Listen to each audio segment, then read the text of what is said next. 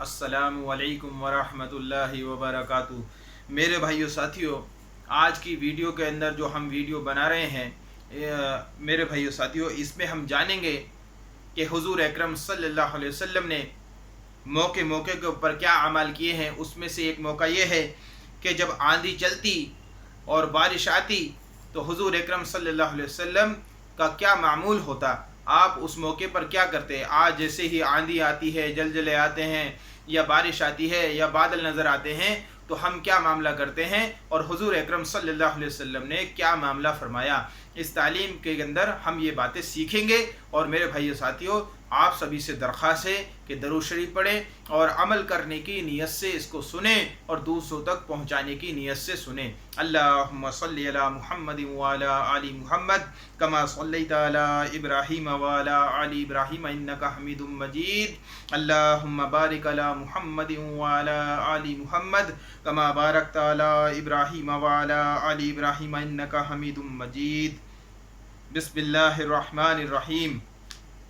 حضرت عائشہ رضی اللہ تعالیٰ عنہ فرماتی ہیں کہ جب آندھی وغیرہ ہوتی تھی تو حضور اقدس صلی اللہ علیہ وسلم کے چہرہ انور پر اس کا ایک اثر ظاہر ہوتا تھا اور چہرے کا رنگ پھیکا ہو جاتا تھا، اور خوف کی وجہ سے کبھی اندر تشریف لے جاتے تھے اور کبھی باہر تشریف لاتے اور یہ دعا پڑھتے رہتے تھے۔ دعا کو غور سے سنیں۔ اللہم انی اسألک خیرہا و خیر ما فیہا و خیر ما ارسلت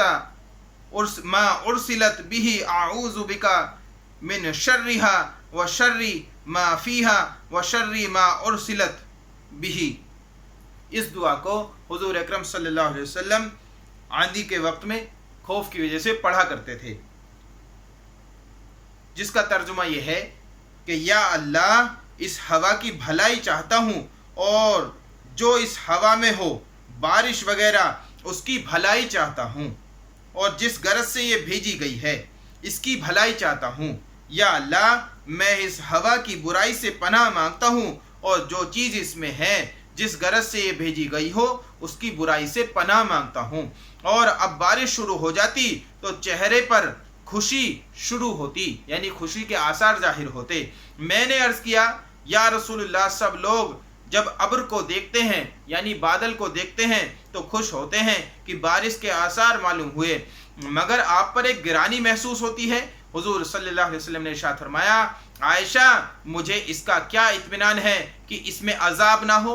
قوم عاد کو ہوا کے ساتھ ہی عذاب دیا گیا تھا، اور وہ بادل کو دیکھ کر خوش ہوئے تھے کہ اس بادل میں ہمارے لیے پانی برسایا جائے گا، حالانکہ اس بادل کے اندر عذاب تھا۔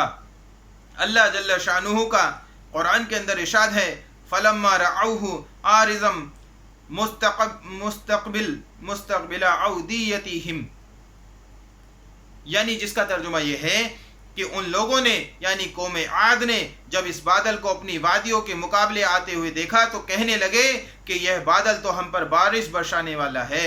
ارشاد خداوندی ہوا، نہیں، برسانے والا نہیں ہے، بلکہ یہ وہی عذاب ہے جس کی تم جلدی مچاتے تھے، اور نبی سے کہتے تھے کہ اگر تو سچا ہے تو ہم پر عذاب لا۔ ایک آندھی ہے جس میں دردناک عذاب ہے جو ہر چیز کو اپنے رب کے حکم سے ہلاک کر دے گی۔ چنانچہ وہ لوگ آندھی کی وجہ سے ایسے تباہ ہو گئے کہ سوائے ان کے مکانات کے کچھ نہ دکھائی دیتا تھا، اور ہم مجرموں کو اسی طرح سزا دیا کرتے ہیں۔ فائدہ یہ ہے، اللہ کے خوف کا حال اسی پاک ذات کا ہے، یعنی اللہ کے رسول صلی اللہ علیہ وسلم جب بادل کو دیکھ کر کے جو خوف طاری ہوتا تھا اس کے بارے میں ہے کہ اللہ کے خوف کا حال اسی پاک ذات کا ہے جس کے سید الاولین و آخرین ہونا خود اسی کے ارشاد سے سب کو معلوم ہے کہ اللہ تعالیٰ ایسا نہ کریں گے کہ ان میں آپ کے ہوتے ہوئے آپ ان کو عذاب دیں۔ اس وعدے خدا بندی کے باوجود پھر حضور اقدس صلی اللہ علیہ وسلم کے خوف الہی کا یہ حال تھا کہ ابر اور آندھی کو دیکھ کر پہلی قوموں کے عذاب یاد آ جاتے تھے۔ بادل اور آندھی کو دیکھ کر پہلی قوموں کے اوپر جو عذاب آئے ہیں وہ یاد آ جاتے تھے۔ اسی کے ساتھ ایک نگاہ اپنے حال پر بھی کرنا ہے کہ ہم لوگ ہر وقت گناہوں میں مبتلا رہتے ہیں، اور زلزلوں اور دوسری قسم کے عذابوں کو دیکھ کر بجائے اس سے متاثر ہونے کے توبہ استغفار نماز وغیرہ میں مشغول ہونے کے کہ ہمیں نماز میں اور توبہ استغفار کرنی چاہیے اور نماز میں مشغول ہو جانا چاہیے، بجائے یہ سب کرنے کے دوسری قسم کی لغویات، تحقیقات اور غلط چیزوں میں پڑ جاتے ہیں۔ میرے بھائیو ساتھیو، اللہ پاک کہنے سننے سے زیادہ عمل کی توفیق عطا فرمائے۔ سبحان اللہ و بحمدہ، سبحانک اللہم و بحمدک، اشہد ان لا الہ الا انت، نستغفرک و نتوب الیک۔